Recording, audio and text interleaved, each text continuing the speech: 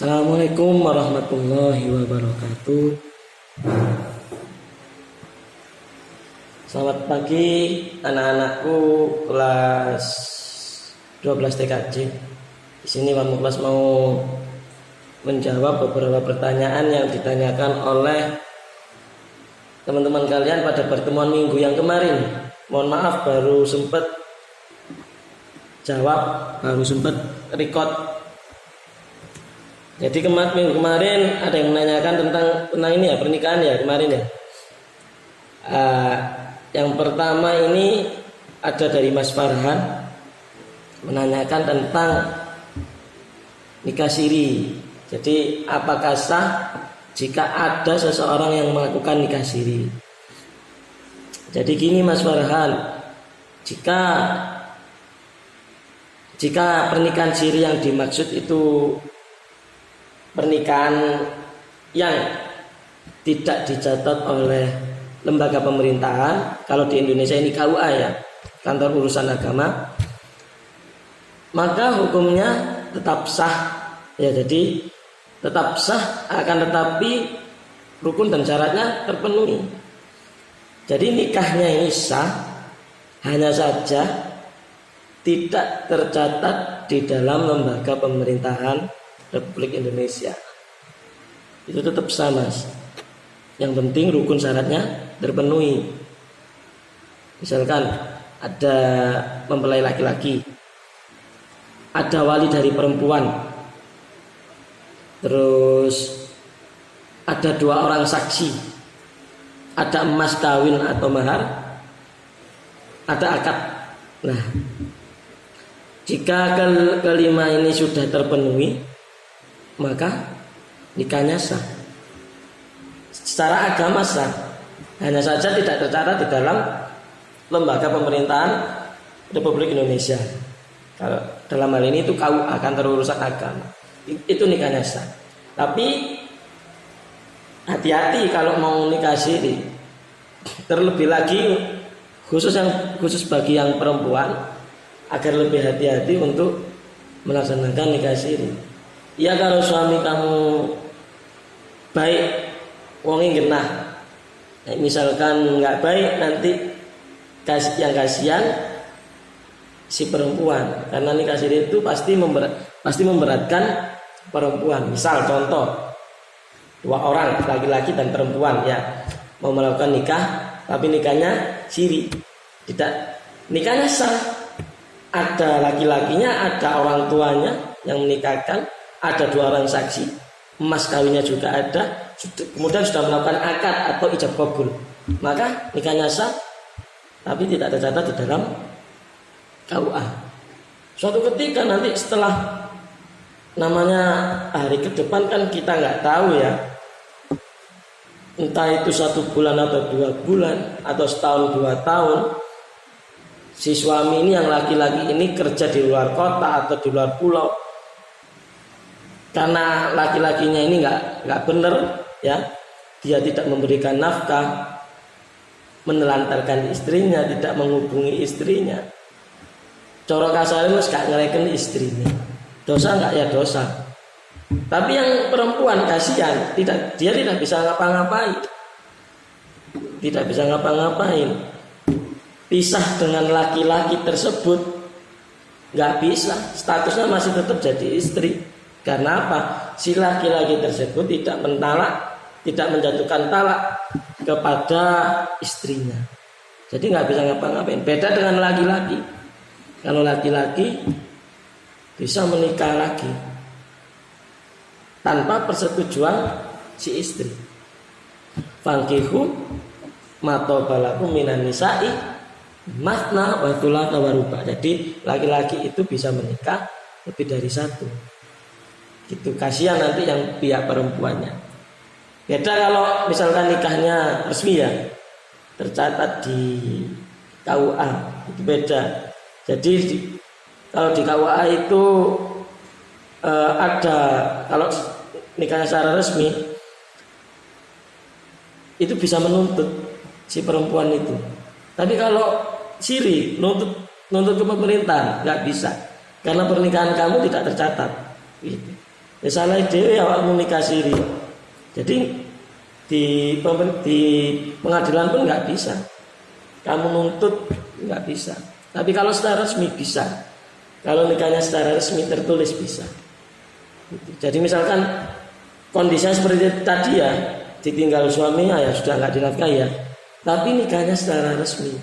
Jadi si pihak perempuan ini bisa menuntut suaminya di pengadilan. Gitu. Nanti talaknya jatuh. Ada talak yang jatuh karena di lembaga pemerintahan itu, di KUA itu, akte nikahnya itu ya, itu ada namanya surat taklek ya. Perjanjian surat taklek itu ada. Surat taklek itu seperti apa ya? Perjanjian talak ya. Perjanjian talak yang digantungkan pada suatu keadaan yang mungkin akan terjadi. Misalkan kayak ini tadi kan nggak disangka-sangka kan yang laki-laki meninggalkan si perempuan kan tanpa nafkah kan gitu. Maka surat takleknya itu jatuh, jadi talaknya jatuh kepada istri kalau resmi ya, kalau sudah mengadu ke pengadilan itu talaknya jatuh. Nanti si perempuan ini bisa menikah lagi karena statusnya sudah tidak milik orang lain. Tapi kalau nikah siri statusnya masih jadi milik laki-laki yang pertama, nggak bisa gugat yang perempuan, kasihan. Makanya hati-hati kalau mau melakukan nikah siri. Juga jangan dibuat kesempatan ya bagi laki-laki tak nikah siri aja. Hari lagi tak tinggal. Jangan. Dosa itu Mas, tak boleh. Tuh pertanyaan yang pertama dari Mas Farhan. Yang kedua ada Mas Rama tentang nikah muda. Nikah muda itu hukumnya apa? Nom. Si cilik nikah banyak. Mari lulus SMA nikah banyak ya. Ada boleh nggak? Boleh. Boleh. Hukumnya apa? Sah ya sah. Dasar hukum menikah itu cuma yang sangat dianjurkan malah an-nikahu sunnati. Sunnah itu nikah itu sunnahku. Katanya Kanjeng Nabi seperti itu. Tapi perlu diketahui untuk anak-anakku. Jadi hukum fikih itu bisa berubah sesuai dengan keadaan masing-masing individu. Bisa jadi awal dasar hukumnya itu sunnah, bisa jadi wajib, bisa jadi haram, itu bisa jadi tergantung apa namanya keadaan. Sama halnya seperti ini kan, misalkan makan daging babi kan haram. Tapi ketika di dalam kondisi terdesak, ya nggak ada makanan lain, kalau nggak daging babi tersebut mau nggak mau makan itu untuk mempertahankan hidup. Sama dengan nikah ini, awal hukumnya sunnah tapi bisa jadi wajib.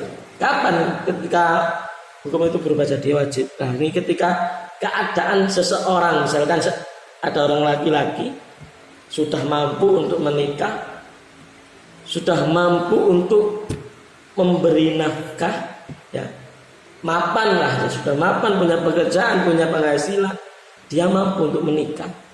Tapi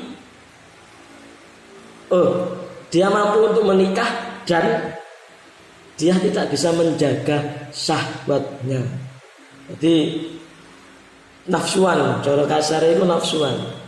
Lihat perempuan nafsu. Nah ini bahaya ini. Kalau nggak nikah, lah ya bisa-bisa jadi zina. Iya enggak? Nah kondisi seperti ini, hukumnya orang tersebut wajib harus nikah. Nggak nikah, ya nanti bisa-bisa zina malah dosa. Itu sunnah. Jika orang itu mampu untuk menikah ya sunnah, disunahkan untuk menikah. Walaupun nggak nafsuan, walaupun masih bisa menjaga syahwatnya, itu masih bisa menjaga syahwatnya ya, itu sunnah. Walaupun masih bisa menjaga syahwatnya, dianjurkan menikah. bisa jadi haram. Misalkan si laki-laki ini nggak mampu untuk menikah, durung mapan, nggak punya pekerjaan, nggak punya penghasilan, terus ya masih bisa menjaga syahwatnya, maka nikah haram. Gitu ya. Atau nikahnya ini dipaksa. Nah, ini pernikahan haram, nggak boleh. Misalkan nikahnya ini dipaksa karena terpaksa, tidak dengan hati, itu bisa jadi haram pernikahan. Atau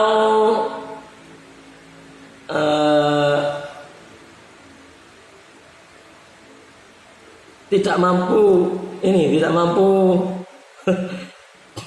tidak mampu ini melakukan apa ya, seksual, misalkan tidak mampu untuk melakukan seksual, itu kasihan di sini, jadi bisa jadi haram.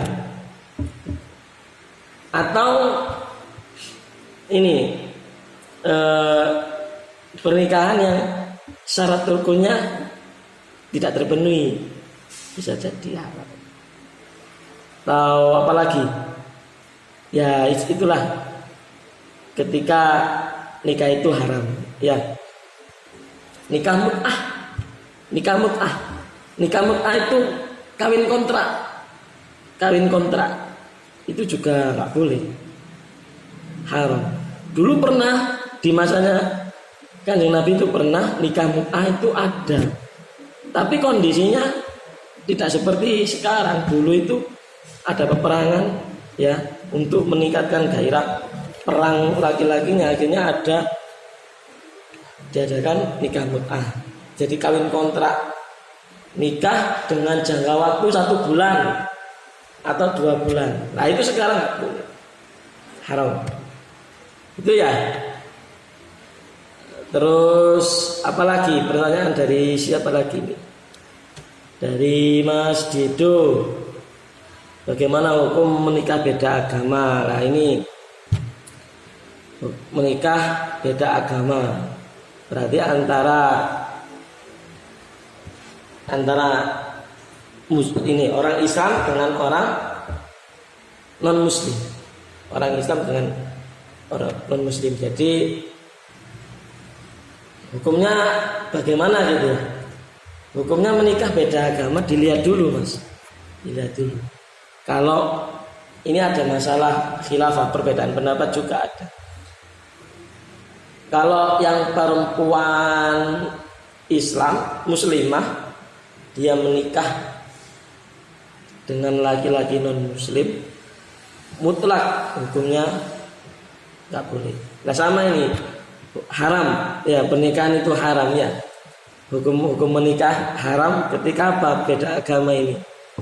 Tadi salah satu contohnya haram tadi ya, beda agama, yang perempuan Islam, yang laki-laki non Muslim. Mutlak seluruh ulama sepakat kalau pernikahan itu nggak sah. Kalau nggak sah berarti hukumnya apa, Pak? Ya zina dong. Iya nggak? Zina berarti si perempuan tersebut dengan laki-laki, menikahnya nggak sah. Tuh. Tapi kalau yang non muslimnya itu perempuan, ini masih ada khilafah, ada perbedaan pendapat. Kalau di kalangan mazhab Imam Syafi'i itu boleh ya, jadi diperbolehkan untuk menikah dengan non muslim, yang syaratnya yang laki-laki muslim, yang perempuan non muslim. Tapi yang non muslim ini ahlul kitab. Ahlul kitab itu orang Nasrani atau Yahudi, agama yang dibawa oleh Nabi Isa dan agama yang dibawa oleh Nabi Musa. Dasarnya ada ini ya, di Quran surah Al-Maidah ayat yang kelima, al-yauma uhilla lakumut thayyibat. wa ta'amul ladzina utul kitab hillul lakum wa ta'amukum hillul lahum wal muhsanatu minal mu'minat wal muhsanatu minal ladzina utul kitab. Jadi dihalalkan mengawini dari wanita-wanita yang menjaga kehormatannya, dari wanita-wanita yang beriman, dan wanita-wanita yang ahli kitab. Itu boleh. Ini kalau menurut mazhab Imam Syafi'i ya, asalkan wanita tersebut Nasrani atau Yahudinya itu agamanya itu masih benar, masih murni dari Nabi Isa atau Nabi Musa. Itu kalau menurut mazhab Imam Syafi'i. Tapi kalau menurut Imam Malik boleh. Jadi kalau ini kan gini. Sekarang kan Kristen atau Nasrani sekarang atau Yahudi sekarang kan beda dengan Yahudi yang dulu atau Nasrani yang dulu. Sekarang kan sudah ajarannya Nabi Isa yang dibawa oleh orang Nasrani sekarang itu kan sudah nggak murni lagi gitu. Sudah diselewengkan oleh oknum-oknum tertentu. Jadi kalau dalam mazhab Imam Syafi'i kan boleh dengan ketentuan agamanya tersebut masih benar, masih murni ajarannya Nabi Isa. Ya kan seperti itu. Kalau sekarang masih murni enggak? Kalau ada sekarang masih murni boleh. Tapi sekarang kan sulit. Sekarang kan kaum Nasrani kan mempercayai Tuhan Yesus. Ya, berarti kan menyekutukan Allah. Iya enggak? Menyekutukan Allah. Ada di dalam surat Al-Baqarah itu. Ini tadi saya cari, wala tangkihul musyrikat, dan janganlah menikahi wanita-wanita musyrik. Wanita-wanita musyrik itu artinya musyrik itu kan artinya menyekutukan Allah. Jadi kita tidak boleh menikah dengan dengan wanita-wanita yang menyekutukan Allah.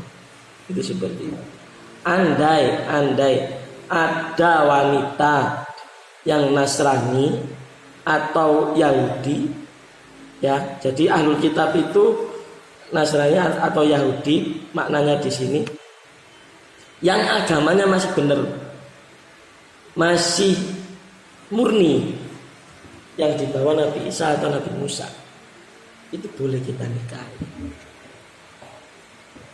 Kalau enggak bisa. Gitu ya. Jadi jika terjadi pernikahan tersebut, Pak, ya berarti enggak sah. Kalau enggak sah ya hukumnya zina. Itu gitu. Jadi masih ada perbedaan pendapat. Yang boleh kalau dalam mazhab Imam Syafi'i boleh menikah dengan wanita ahlul kitab dengan syarat harus agamanya ini masih murni. Kalau mazhab Imam Malik sebagai Nasrani haji boleh. Masih ada perbedaan pendapat. Kalau yang mengatakan wah nggak boleh, wanita laki-laki muslim dengan non muslim nggak boleh, haram menikahnya. Alasannya apa? Ya karena itu tadi. Wala tangkihul musyrikat hatta yu'min. Jadi janganlah kamu menikahi wanita-wanita musyrik sehingga mereka beriman. Jadi beriman dulu baru menikah. Itu seperti itu. Gitu ya, Rek ya. Mohon maaf kalau Pak Muklas ngerekamnya telat. Nanti di-share di Classroom. Oke, terima kasih, kurang lebihnya Mohon maaf. Assalamualaikum warahmatullahi wabarakatuh.